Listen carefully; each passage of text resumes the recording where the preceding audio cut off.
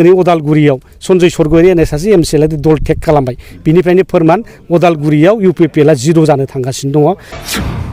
न'खर न'खर साख्रि होगोन होननानै थगायबाय वान भट वान जब होननानै थगायबाय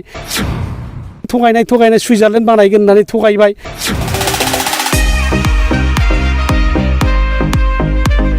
गसाइगावआव संकस दैसानि सेराव बिपिएफ दोलोनि मोनसे सावराय जथुमा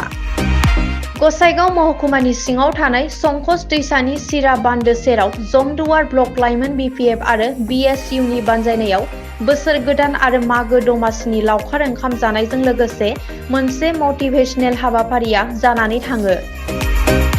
बे हाबाफारियाव जमदुवार ब्लक लाइमोन बिपिएफनि गासैबो मावथि बिथांमोना बाहागो लाफैयो गुबुन फारसेथिं बे सावराय मेलावनो बिटिसि कन्ट्रेक्टर एसोसिएशननि नेहाथारि बिक्रम दैमारी मिरु बिपिएफ दोलोनि लाइमोन आफादनि लोगो आफादगिरि प्रहलाद ब्रह्म बिथांमोनाबो बाहागो लाफायो फैगौ बिटिसि बिसायख'थियाव लाइमोन आफादफोरा माबायदि खामानि मावनांगोन बेफोरखौ लानानै बे हाबाफारियाव गुवारै सावरायलायनायजों लोगोसे लावखार ओंखाम जानाय हाबाफारियाबो गाहामै जानानै थाङो बेहाय जमदुवार ब्लक बिपिएफनि दैदेननायाव इउथ आरो बिएसइउनि मटिभेशन आरो ओरिएन्टेसन प्रग्राम जादों दा बेवहाय लावखार ओंखाम जानाय हिसाबैनो जोंनि इउथ्सफोरजों लाना जों दसे सावरायबाय खोब मोजां मोनदों गोबां इउथ्सफ्रा बाहागो लादों आरो फैबाय थानाय बिसायख'थियाव बिथांमोना मोजां खामानि मावनानै बे जमदुवार समस्तिखौ जों आगोलावबो देरहाखादों एबारावबो देरहाफिननो बिथांमोना प्रतिश्रुति होदों दा खोब गोजोननाय मोनदों आरोखि हाबाफारियाव बाहागो लानानै फैगौ बिसायख'थिनि थाखाय बिपिएफ दोला माबायदि साखाफारा जादों फैगौ बिसायख'थिनि थाखाय जोङो 100% रेडि जानानै दं एट एनि टाइम बे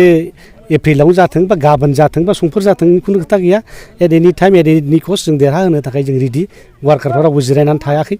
दा बेनि थाखाय रेडि आरो जोङो खुब आसाबादि अप्टिमिस्टिक जोङो 25तानि बारा मोननानै आरामसे जोङो एबसुलिट मेजरिटि सरकार दागोन आरो फैबाय थानाय सरकाराव जोङो इउथ्सफोरनि थाखाय माखासे खामानि मावगोन जोङो दा खोथा होदों आरो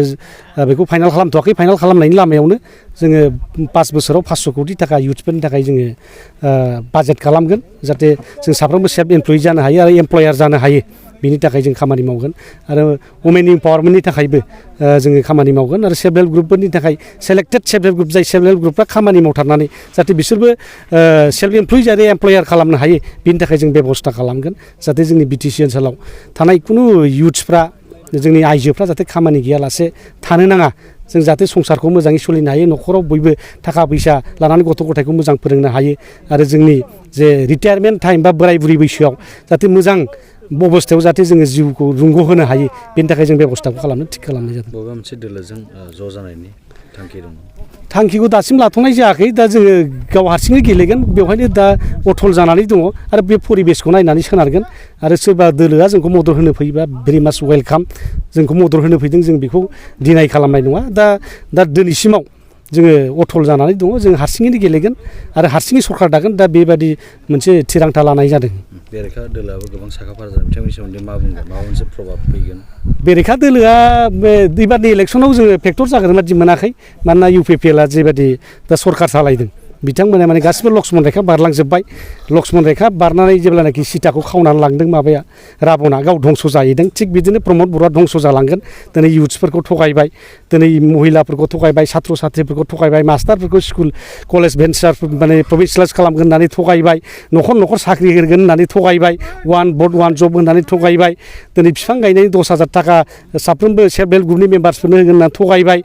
दिनै बिदिनो थगायनाय सुइजारलेण्ड बानायगोन होननानै थगायबाय दा बेबादि थगायनाय मोनसे लक्ष्मन रेखा बारनानै जेरखम राबना सीताखौ खावना लानानै धंस' जादों थिग बेबादिनो प्रमद बर'आ धंस' जाहैगोन इउपिपिएलआ धंस' जागोन दिनै रायजो राजाफ्रा साखाफारा बिनि फिननायखौ दिनै नेगासिनो दङ दिनै जुद्धआ जेब्लानाखि जायो होमबासो बुजिगोन जे प्रमद बर'नि मिटिङाव मानो मानसि गैया प्रमद बर'आ मानो दिनै रायजोफोरजों होसोजाखो प्रमद बर'आ दिनै मानो रायजोफोरजों मानो अनसायजायाखिसै बिनि हिसाब खिथाबा जागासिनो दङ बिथाङा नै 5 बोसोर जानोसै दिनै बिटिआर सुक्ति जानाया 27 जानुवारि फैगासिनो दङ 27 जानुवारिनि दिनै सिगां बिथाङा मावनानै दिन्थिनो हानांगौमोन 5 बोसोराव जे बिटिआर रेकर्डनि नैबे मोनसे सिन नङा होमबा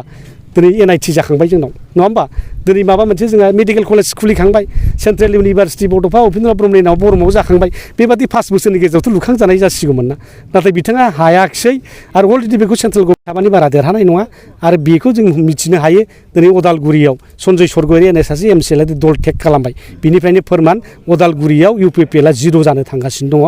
दिनै गबिन्द बसुमतारिया गाबोन जुदि इलेक्सन गेलेयो बे 4-5 नाम्बाराव थाहैगोन निलुत सरगारिया 4-5 नाम्बाराव थाहैगोन दा बेबादि अबस्था बिथांमोननि अबस्थाया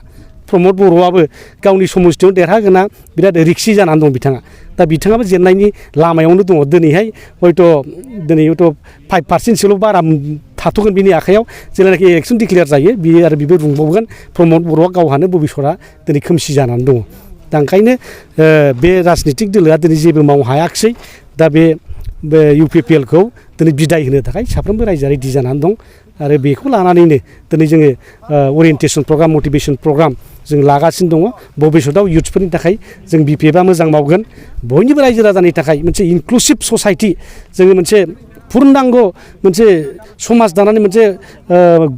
आदर्श बड'लेण्ड दानायनि जे सिमां बेखौ जोङो मोगथाङाव महर होगोन बेनो जोंनि BPFनि सिमां हाग्रामा महिलारिनि सिमां आरो बेनो बड'फानि सिमां आरो सर्बस्व रायजोआ बेखौनो लुबैयो